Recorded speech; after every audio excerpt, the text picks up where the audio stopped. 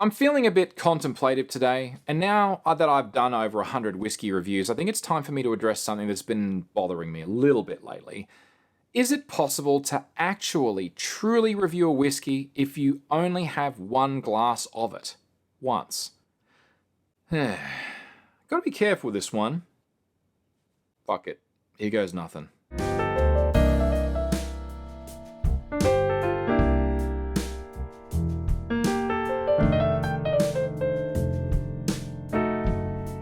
This is Whisky. I'm John Chidgey. Always remember to drink responsibly in moderation and where and when appropriate.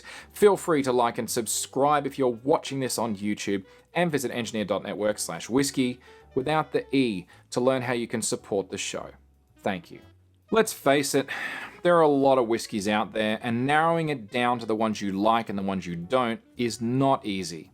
Learning your own palate takes time, and to my thinking, the best way to fast track this and to not cost me a fortune, because I'm not made of money, was to go to a whiskey club to try different drams, and to grab gift packs, sample packs, an advent calendar, and so on, as a way of sampling different examples of each to figure out what I liked and what I didn't. That's the entire premise of this show. But something's been bothering me a little bit lately. I have regularly been taking the approach of initial impressions are usually correct, and I try very hard not to pre-review a whiskey on the show. Sometimes it's not possible, since I've already had it before, like the Wild Turkey 101. But generally, I review it for the first time I ever try it on the show.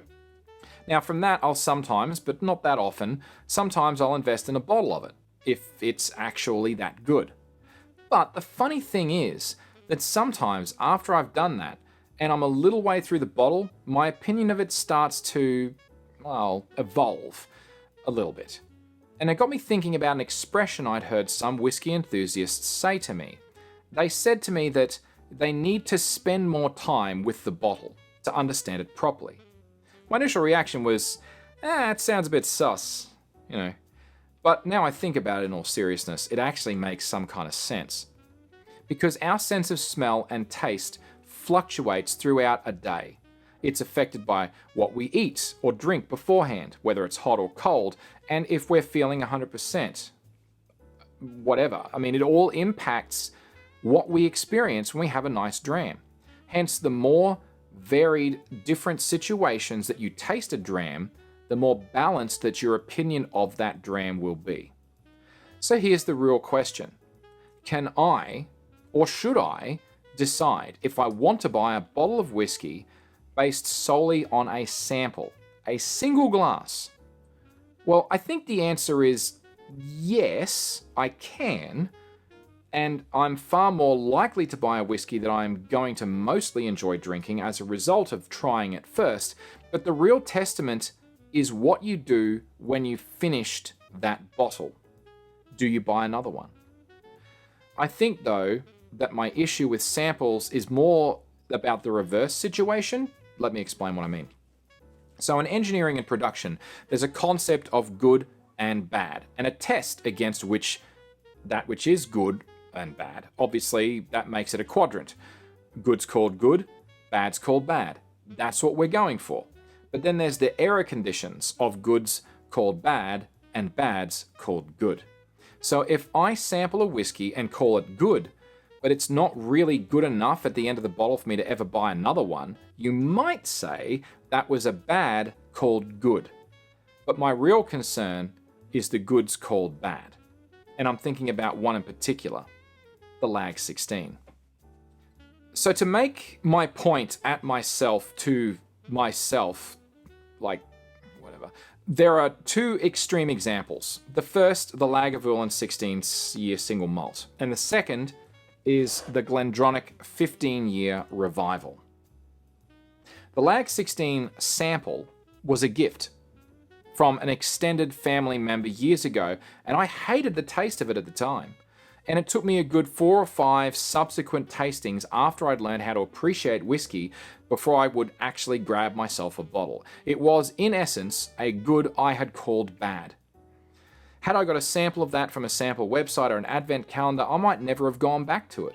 It was actually more the word of mouth recommendation that I kept getting from other people that drove me to try it again and again to see what the heck I was missing. But a single point sample of it, and I would have just missed it. The flip side of this is the Glendronach 15-year revival. I tried a sample of this on a recommendation and I fell in love with it. I bought a bottle of it, as you can see, and plan to replace it when it's gone. It's that good. So in future, I've decided I'll be retrospectively flagging on the website when I've actually invested in a bottle and if I've rebought a bottle of any whiskey as an indicator or as an additional indicator of how good the recommendation is to me. There's just one other thing I want to mention and that I'm not quite sold on yet, and that's this whole distillery fanboyism thing. I actually don't know what the correct term is, but it's someone that just loves everything from a specific distillery. It doesn't matter what it is, they'll just love it all.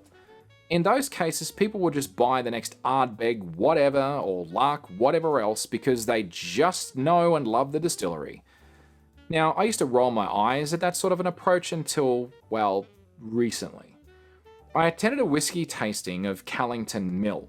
They're a small and relatively young distillery in Tasmania, but after tasting 5 of their offerings in a row, I began to appreciate and I could taste their distinctive character or style of whiskey. I could tell that they were all related. So if you've tried enough of a certain distillery's offerings and you like the flavor notes and style of whiskey that they make, then maybe it's more of a reasonable bet to buy before you try one of their new offerings that you've never tried before. But for me, that's only a really recent skill that I've developed. And even then, I needed to try at least 3 in a row to be sure I could pick up the true distillation nature of this spirit. I realize that taste is subjective and my own taste varies, also subjectively throughout any given day, week or month, but I still think that a sample review strategy is the best approach.